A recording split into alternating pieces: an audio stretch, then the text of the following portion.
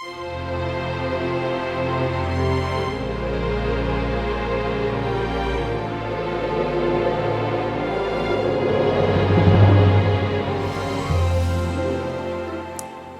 nombre del Padre, del Hijo, del Espíritu Santo. Amén. Queridos hermanos, debido a que esta niña va a recibir por la primera vez a Jesús en su corazón, voy a hacer como un pequeño resumen de lo que aprendió en la doctrina, en el catecismo acerca de la divina Eucaristía. Ustedes saben, Dios nos ha creado como seres sensibles, cuerpo y alma, y todo nuestro conocimiento pasa por los sentidos. Todo pasa por los sentidos. Tenemos que ver, olfatear, tocar, oír, pasa por los sentidos. Entonces Dios, nuestro creador, teniendo en cuenta nuestra condición, nuestro ser humano, nos comunica también los bienes espirituales, los bienes celestiales, la gracia divina, mediante los sacramentos, mediante signos sensibles que nos dan la gracia, la santidad. ¿Qué es un sacramento? Un sacramento, dijimos, lo aprendió el catecismo, es un signo sensible que significa y produce la gracia. Como por ejemplo el agua purifica, lavarnos, purificar las manos, que lavo. Y bien, interiormente, el bautismo, el sacerdote al echar agua sobre la cabeza del bautizado, Dios mismo interiormente la purifica a esta persona de todos sus pecados. Sea pecado original, o sea pecado original y personal, cuando la persona es adulta. Bien. La Eucaristía. Y bien, la Eucaristía es el sacramento que nos da nada menos que Dios mismo, encarnado. ¿Qué es la Eucaristía? Dice el catecismo. La Eucaristía es un sacramento, un signo sensible, que produce y significa la gracia, la santidad, que da el Espíritu Santo. La Eucaristía es un sacramento que contiene real y verdaderamente, el cuerpo, sangre, alma y divinidad de Jesucristo bajo las especies de pan y vino, bajo la apariencia del pan y vino. Por ejemplo, ahora en la misa, antes de la consagración, hay pan y vino sobre el altar, nada más, es pan de trigo, punto. Tiene que ser pan de trigo y vino de uva. Si otra cosa no vale, no sirve. Pan y vino. Y bien, el pan y el vino se cambian en la consagración en cuerpo, sangre, alma y divinidad de nuestro Señor Jesucristo. ¿Y quién hace este cambio? Es Cristo mediante el sacerdote. El día del Jueves Santo, nuestro Señor, antes de ir a su pasión, comió el cordero de la Pascua del Antiguo Testamento, algo muy importante. Desde 1250, más o menos antes de Cristo, tiempo de Moisés, hasta Cristo, los hebreos cada año sacrificaban miles y miles y miles de corderos. Y este cordero sacrificado en Egipto era imagen del Cordero de Dios que quitó el pecado del mundo.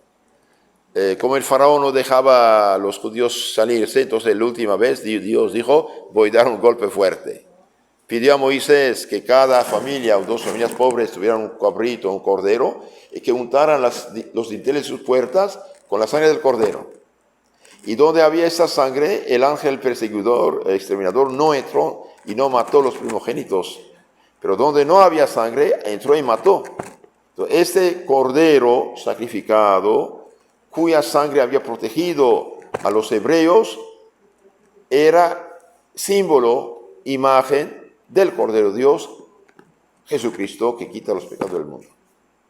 Entonces, desde Moisés hasta Cristo, cada año, en esta fiesta de Pascua, ustedes saben, la palabra Pascua significa Dios pasa entre nosotros. Dios pasó en Egipto para libertar a su pueblo de la esclavitud del faraón. Y bien, el faraón, simbólicamente hablando, es figura de Satanás. Moisés es figura de Cristo. El mar rojo abierto en el cual pasaron los hebreos a la tierra prometida es figura del bautismo. ¿Sí? Y el cordero es figura de Cristo, dijimos, igual que Moisés. Entonces, desde Moisés hasta Cristo, todos los años, los hebreos, no solamente de Jerusalén, sino de toda la tierra santa, muchos de ellos de la diáspora, iban a Jerusalén en ese tiempo de 14 de Nisan, sacrificar el cordero, comer su carne. Y nuestro Señor, el jueves santo, comió el cordero con los discípulos. Pero en esta comida no es un banquete, no es una comida profana, es una comida sagrada. En el culto del Antiguo Testamento, injertó el culto del Nuevo Testamento. Después de haber lavado los pies de los apóstoles, etc., bien tomó el pan, lo bendijo y dijo, este es mi cuerpo. En arameo, honau fagrodil. Esta cosa, este pan que tengo en mi mano, es mi cuerpo. Después tomó el cáliz, es el cáliz de mi sangre, de la nueva y eterna alianza, derramada por ustedes y por muchos, hagan esto en memoria mía. Al decir, hagan esto en memoria mía, daba a los apóstoles el poder de hacer lo que hizo. Entonces, la iglesia dice en ese momento, Cristo consagró a los apóstoles sacerdotes. Y él anticipó su sacrificio del Viernes Santo en esa ceremonia. Entonces, el Jueves Santo instituyó dos sacramentos de suma importancia, la Eucaristía, la misa y el sacerdocio. Entonces, Cristo dio su vida en la cruz, dijimos una vez, pero no estábamos ahí. Entonces, en la misa, que es el sacrificio del Nuevo Testamento, se hace presente el mismo sacrificio del Viernes Santo con la misma eficacia en nuestro provecho. Por lo tanto, cuando uno asiste a misa, es como si estuviera presente al lado de la Virgencita de Magdalena y de la San Juan, delante de la cruz de Cristo. Y Cristo en la misa, por eso el sacerdote viste los ornamentos sacerdotales, la túnica, la casulla de la cruz, etc. Cristo, mediante el sacerdote, hace presente el mismo sacrificio con la misma eficacia en nuestro provecho. Por eso Lutero dijo, destruyan la misa y destruyan la Iglesia Católica. El corazón de la Iglesia Católica es la misa, es el sacramento de Cristo, que nos, como pararrayo, nos ampara, nos protege contra los rayos de la cólera divina que merecen nuestros pecados. Entonces la misa es Cristo que la celebra mediante el sacerdote. Ahora llego a lo que decía. Entonces, sobre el altar hay pan y vino. ¿Qué va a representar este pan y vino? Representa cuerpo y sangre de Cristo. Cristo, mediante el sacerdote, pronuncia las palabras de la consagración. El sacerdote no dice, este es cuerpo de Cristo. Dice, esto es mi cuerpo. Este es el cáliz de mi sangre. ¿Por qué? Porque dice en teología, el sacerdote actúa in persona Christi. Actúa como si Cristo mismo fuera presente realmente a nuestros ojos. Con otras palabras, Cristo usa el sacerdote para consagrar su cuerpo y sangre, ofrecer su sacrificio. Por eso, una vez el pan y el vino consagrados, ya no es pan y vino, dice el catecismo, la Eucaristía es el sacramento que contiene, real y verdaderamente, cuerpo, sangre, alma y divinidad de nuestro Señor Jesucristo, bajo las especies o apariencias del pan y vino. Con otras palabras, lo que hace el pan, pan, y el vino, vino, eso se llama la sustancia. Pero la sustancia está también unida a los accidentes, es decir, color, olor, tamaño, sabor. La hostia consagrada ya es Cristo presente, bajo esta forma. Quedan olor, color, sabor, tamaño de la hostia, pero es Cristo presente. Ahora, Cristo dijo, el que no come mi cuerpo y no bebe mi sangre, no tiene la vida eterna. Entonces, al comulgar, ¿qué recibimos concretamente? Recibimos a nuestro Jesucristo. Después de la consagración, bien, ¿qué hay en la hostia, en el cáliz? Bien, después de la consagración, tanto en la hostia como en el cáliz, está todo entero Jesucristo, Dios y hombre verdadero. Del pan y vino solo quedan las apariencias. Un día un protestante dijo a la niña, la futura Santa Juana de Chantal, amiga de San Francisco de Sales, no, esto solamente es simbólico, no. Y la niña, iluminada por el Espíritu Santo, dijo, pero él dijo, este es mi cuerpo, este es mi sangre. No dijo esto representa ni simboliza. Y Jesús no miente. Jesús no miente. Este es mi cuerpo, este es mi sangre. Tuto esti to soma mu, en griego. No puede ser más claro. Esto es mi cuerpo. Es casi mi sangre. Por eso yo lamento mucho por nuestros hermanitos separados protestantes. No tienen nada porque no tienen quien consagre el cuerpo. Por eso los pastores serios que estudian a fondo la historia de la iglesia se hacen católicos. Y uno de ellos, de hecho, llegan a ser también sacerdotes. ¿Sí? Bien, ahora llegamos a lo que llamamos comunión. ¿Qué es la comunión? Y bien, la comunión es el acto, el hecho de recibir a Jesucristo en la Eucaristía para nuestro alimento espiritual.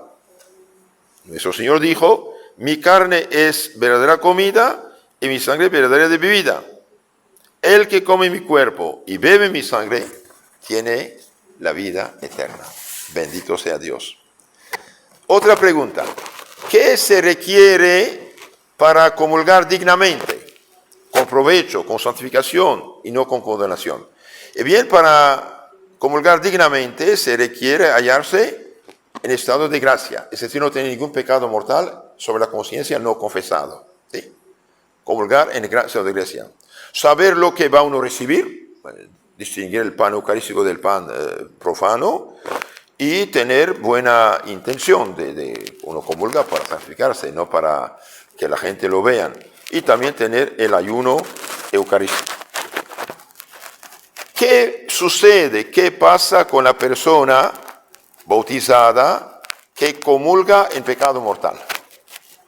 Y bien, la persona que comulga en pecado mortal hace un enorme pecado de sacrilegio. Pecado mortal, sacrilegio, peor que Judas, dicen los santos. El cristiano que comulga en pecado mortal, sabiendas que está en pecado mortal, por ejemplo, una persona, no sé, en borrachera, en homosexualismo, en adulterio, en fornicación, en robos, en usuras, en pecado mortal, comulga, y bien, recibe un castigo tremendo de un pecado horrible de sacrilegio. San Pablo lo dice por el Espíritu Santo, quien come el pan y bebe el cáliz del Señor indignamente, come y bebe su propia condenación. 1 Corintios 11, 27. Ahora, que hermanos, hago una paréntesis. Si la hostia fuera mero pan bendecido, porque tenía que comer su condenación. Y yo puedo bendecir el pan y dar a todos y comen todos, justos pecadores. Entonces aquí es algo más. Y del siglo I al XVI, todos los cristianos fieles han dicho y afirmado y creído que el pan y el vino, antes de la misa es pan y vino, en la consagración se cambia el cuerpo, sangre, alma y divinidad de Jesucristo nuestro Señor. Y que solo el sacerdote puede dar la comunión. Y solo el sacerdote puede consagrarlo. Lutero desbarató todo esto para la desgracia de los pueblos que le hicieron caso. Otra pregunta interesante para todos. ¿Qué conviene hacer antes de la comunión? Antes de la comunión conviene prepararse con la devota asistencia a la Santa Misa, con acto de fe, esperanza, caridad, humildad y deseo. Santa Teresa dice, si usted va a la fuente con un pequeño vaso, tiene un poco de agua. Si va a un vaso de 3 litros, tiene 3 litros. Si va a un garrafón de 20, tiene 20. Si va a doble remolque de 20.000, tiene 20.000. Entonces, la medida que uno va con mucho deseo, mucho más recibe. Entonces, prepararse bien a la comunión. ¿Y qué hacer después de comulgar? Bien, después de comulgar, conviene conversar interiormente con Jesucristo. hacer actos de adoración, agradecimiento, amor, ofrecimiento y petición. Entonces quedar un rato con Jesús hablando con Él, porque realmente es Dios que recibimos. ¿Y hasta qué momento queda la presencia real de Cristo Dios en nuestro corazón, en nuestro pecho, después de la comunión? Hasta que la hostia sea digerida. En ese momento ya queda la santidad, la gracia, pero la humanidad desaparece. Entonces la hostia, ¿qué es? Cuerpo, sangre, alma y divinidad. Y la divinidad es común al Padre, al Hijo y al Espíritu Santo. Entonces hay gente que quiere recibir el Espíritu Santo, hace su circo, no sé qué, no. Cada vez que usted comulga, recibe el Espíritu Santo. Padre, Hijo y Espíritu Santo. De hecho, son inseparables las tres personas divinas. Entonces, después de la comunión, sí conviene hacer un rato de acción de gracias, escuchar su voz, agradecerle y decirle, Señor, aquí estoy, yo quiero cambiar. Santo Agustín dice, la comida que comemos se transforma en nuestro cuerpo, pelo, huesos, etc. Pero cuando comulgamos, es Cristo que nos cristifica, nos transforma en Cristo. Y cada comunión aumenta la gracia y la santidad, aumenta la fe, esperanza, caridad, aumenta las virtudes y las dones del Espíritu Santo. Y cada comunión se acerca más y más y más a Dios nuestro Señor. Así es. Hay sol, hay agua, etc. Usted no ve, pero en un momento dado ve germinar la planta, ¿no? Y crece, lo mismo. Entonces, dichosos los cristianos que comulgan irregularmente. Finalmente, otra pregunta muy interesante. ¿Qué beneficios produce la comunión bien hecha? Muy importante lo que sigue. ¿Qué frutos, qué beneficios sacamos de la comunión bien hecha? Bien, la comunión bien hecha aumenta la santidad, la gracia santificante. Usted tiene 50 grados de santidad, puede llegar a 100 o 150. Aumenta la santidad. Y junto con la gracia, crecen todas las virtudes, fe, esperanza, caridad, y todos dones, todo crece. ¿Sí? Aumenta la gracia. Otra cosa muy interesante. La comunión bien hecha borra las culpas veniales. Es decir, los pequeños pecados que no nos separan de Dios, no está bien, pero no nos separan de Dios, como pequeñas enfermedades, se borran. Una pequeña mentira, un robo insignificante, una flojera, una palabra que salió, un pequeño enojo, eso se borra por la Eucaristía. Lo que prohíbe la comunión es únicamente el pecado mortal. ¿Sí? Pecado mortal. Entonces, uno tiene pequeños pecados y bien quedan borrados en la comunión. Otra cosa muy importante, otro fruto de la comunión preserva de los pecados mortales. Escuchen bien esto. La comunión nos preserva, nos defiende, nos protege de los pecados mortales. Como la comida que comemos cada día, si estamos bien alimentados, nos da salud y nos defiende de la enfermedad. Y finalmente, la comunión es prenda de vida eterna y resurrección gloriosa. El que come mi cuerpo, bebe mi sangre, tiene la vida eterna. Si alguno come de este pan, vivirá para siempre, y el pan que yo le daré es mi cuerpo por la vida del mundo, dice Cristo. El que come mi cuerpo, bebe mi sangre, tiene la vida eterna, y yo lo resucitaré el último día. San Juan 6, 51 y 54. Bien, ahora termino. ¿Es importante la primera comunión? Sí, la primera comunión es importante porque ejerce una gran influencia sobre toda la vida. La primera comunión, ¿cuándo debe hacerse? Debe hacerse más o menos a los 6, 7 años, cuando hay uso de razón. Eso lo permitió el Papa San Pío X hace unos 100 años y pico. ¿Qué conocimientos se requieren para la primera comunión? Bien, se requiere solamente conocer los principales misterios de la fe cristiana, que Dios es Padre y Espíritu Santo, que el Hijo de Dios se hizo hombre, murió en la cruz para nuestra salvación, y conocer también los mandamientos. ¿Sí? ¿Conviene comulgar a menudo después de la primera comunión?